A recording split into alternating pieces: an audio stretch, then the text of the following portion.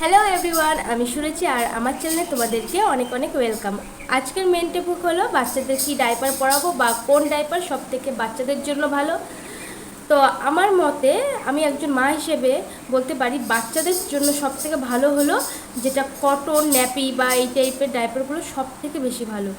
কিন্তু অনেকে হয়তো ভাবে যে কটন ন্যাপিগুলো মানে আবার ওটা ধুতে হবে, মানে পরিষ্কার করতে হবে। তবুও আমি বলবো যে কটন ন্যাপিগুলোই ভালো, একটু কষ্ট করে একটু ধোয়া কাচা করে নিলে ওটা বারবার তুমি পরাতে পারবে। কিন্তু আর এমনি ডাইপারগুলোতে কি হয় যে ওগুলো একবার ব্যবহার করলে ওটা ফেলে দাও।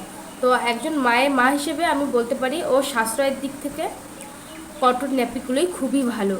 আর যদি তোমরা ভাবো যে অনেক সময় কি হয় বলো তো, ডাইপার বা কটন ন্যাপি যাই পরাও না কেন মানে ওই মানে কোনো কিছু পরালে না ওই জায়গাটা না ঘেমে যায়।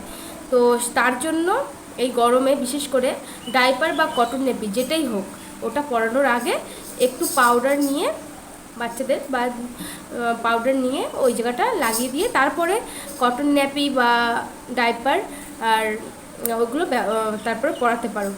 আর আমি আমার মেয়ের জন্য আমি সুপার বটমের কটন ন্যাপিটাই ব্যবহার করি, ওটা খুবই ভালো আর অনেকটা পাতলা, যেটা পরাতেও অনেক সুবিধা।